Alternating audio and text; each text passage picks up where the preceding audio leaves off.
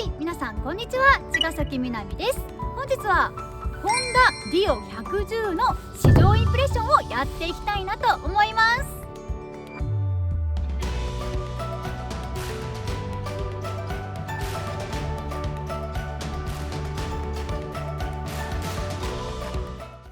はい、というわけで本日はホンダディオ110の試乗インプレッションをやっていこうかなと思います。それでね、私は今回初めてディオ110に乗るわけなんですけど、このバイクっておそらく私がね今まで試乗インプレッションしてきたバイクの中でダントツでね通勤通学とかの街乗りにね振っているバイクなんじゃないのかななんて思っているんですけど、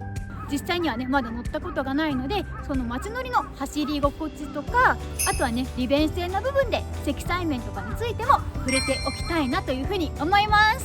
それでねパッと見のねこのホンダディオ110の印象としてなんですけど、今回ねお借りしたカラーリングがマットカラーテイストなんですけど、これがなんとも品があって都会っぽい感じがするようなテイストで、すごくね個人的には優雅な感じでねいいなぁなんて思っちゃいました。それでは早速なんですが、このホンダディオ110の簡単なスペック紹介からいってみましょう。ちがみなの動画。それではまずはじめにエンジンからいってみましょう。このバイクは空冷4ストローク単気筒のエンジンで、排気量は 109cc です。このタイヤは14インチの台形ホイールが採用されているみたいです。ここがね大きめサイズっていうことで安定感がね出るみたいなので、どんな感じの乗り味なのか後でそのあたりも含めて走ってみたいなと思います。お次はブレーキについてですが、フロントがディスクブレーキ、リアがドラム式ブレーキになっているみたいです。というわけでお次はガソリン容量いってみましょう。このバイクのタンク容量は 4.9 リットルで、燃費はカタログスペックでリッター 59.4km です。という感じでこのバイクねなかなかね燃費もいいし、私が乗っているカブに比べても容量多いので、そこまで頻繁にね給油しなくても走れるっていうのがねすごくね便利なんじゃないのかななんてね思っちゃいました。それではお次はホンダディオ110の気になる足つきチェックいってみましょう。はい、それではまたがっていきます。このバイクのシート高は 760mm で、車重は 96kg です。それで私の身長は 150cm なんですけど、今ね両足をストーンとねナチュラルに下ろした状態なんですが、これね椅子の若干前の方に座ればもうベタつきですねっていうぐらい、本当にね足つきはすごくいいバイクだなーなんて思いました。で深めに座ると、よいしょ、深めに座ったとしても、若干かかと浮くかなぐらいなので、走行値とかも含めてめちゃくちゃ扱いやすいバイクかなって感じですかね。それでねこのバイクは取り回しもねすごく楽々だなーなんて思って、ちょっと前後に動かしてみますね。それススススス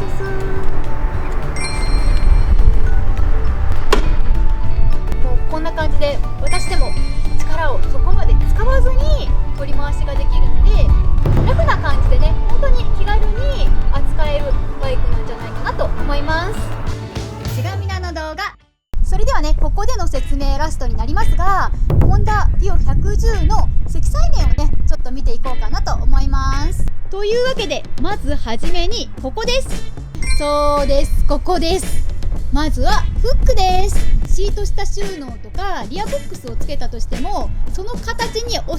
らないようなものでもなんとかこのフックがあれば引っ掛けるだけで持ち運ぶことができるので、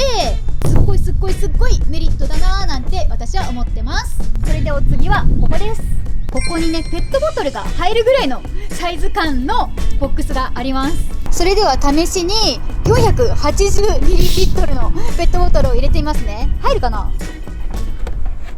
ギリ入る。ペットボトルを入れたら蓋はね閉まらないんですけど、走行中にね喉乾いたっていう時にねドリンクセットしておけるのって、特にね夏場なんかは意外とね便利だったりするんですよね。それじゃあお次はねこのシートをね見ていきたいと思います。でシート下収納ももちろんあるんですけど、ここねおそらくボックスもられるような感じになっているので、シート下収納とフックじゃちょっと足りないなっていう風に思う方は、ここにねボックスが付けられるんじゃないかなと思います。それじゃあシート下収納開けてみますね。シートにセット。はい、シート下収納はねこんな感じになっていて、おそらくねジェットヘルメットなら絶対ね入るんじゃないかななんて思います。サイズ感的にはこのペットボトルがこんな感じで入るぐらいのサイズ感です。それでねこのバイクなんとねじゃん、スマートキーが採用になっています。ということでねキーレスなんですよね。私が普段乗っているスーパーカブ C125 もキーレスなんですけど、これねめちゃくちゃ便利なんですよね。個人的なキーレスのメリットを話すと、ポケットにねこうサクッとねスススしまえることなんですよね。本当にね鍵をこうやってポケットに入れておけば、鍵をね刺す時間の短縮にもなるっていうのもキーレスすごくいいところだなと思いました。この後は早速ですがホンダディオ110で街乗り走行に行ってみたいなと思います。ちがみなの動画。はい、というわけで現在ホンダディオ110に乗って多摩川沿いを走行中です。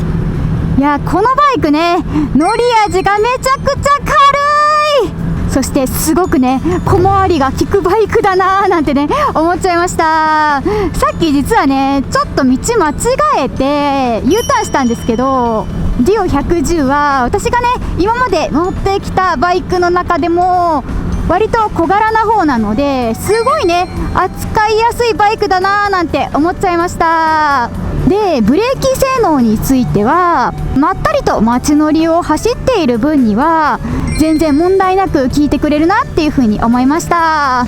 それで加速感についてなんですけど、今はね普通に多摩川沿い走っているだけなんですけど、車の流れとかにもね全然問題なくついていけるので、これはね通勤通学路では本当に大活躍してくれるんじゃないかなと思います。やっぱりね 50cc のねバイクだと30キロ制限とか2段階右折とかね、そういうものがあったりして走りづらい瞬間だったりとか、あとはね車の流れに乗れないから若干危ないなっていう風に感じる瞬間が結構あったんですけど、 50cc よりかは公道がね走りやすいかななんて思うので、原付バイクからのステップアップでラフに乗りたいって方はすごくねこのバイク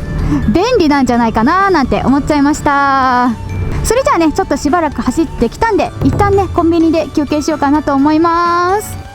ちがみなの動画。はい、というわけで恒例のコンビニ休憩です。今日も今日とてめちゃくちゃ寒いということなんで、毎回おなじみのホット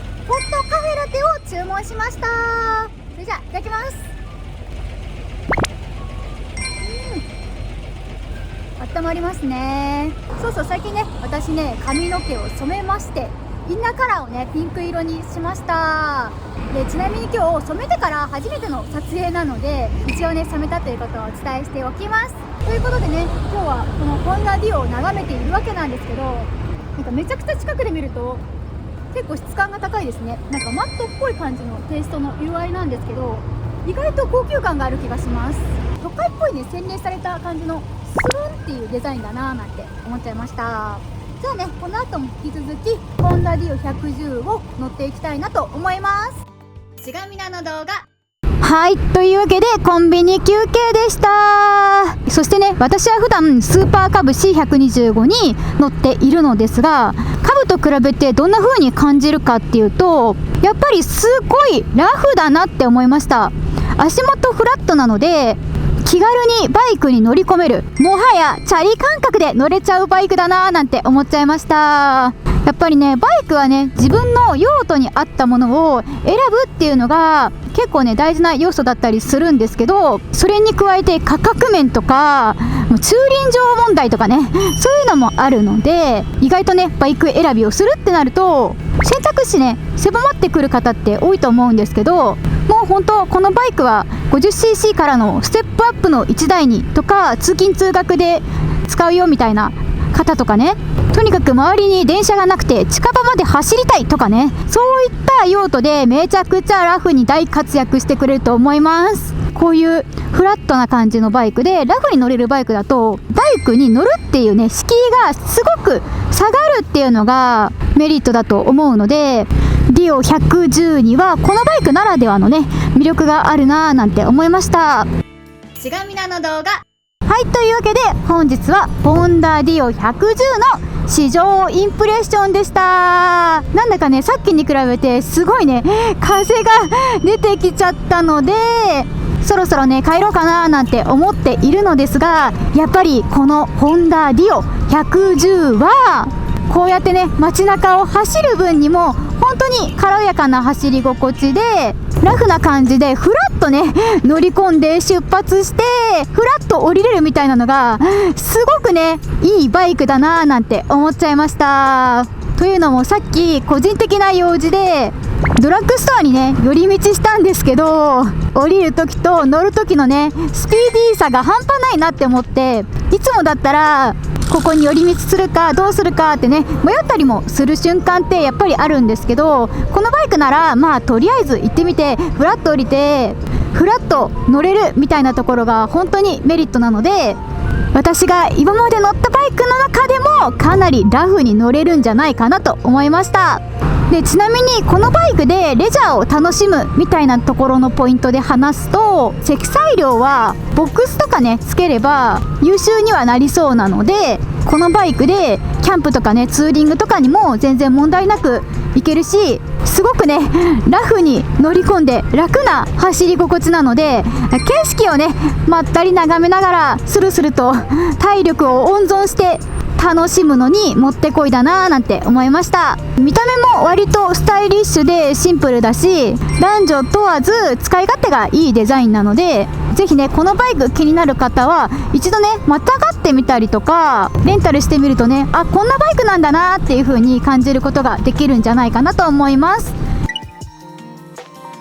いや、これ今ねふと思ったんですけど、これめちゃくちゃ身軽なバイクなので、ウーバーイーツとかねそういう系のね用途でも使いたいっていう風な人もこのバイクいいんじゃないかななんてね、今ふと気がついちゃいました。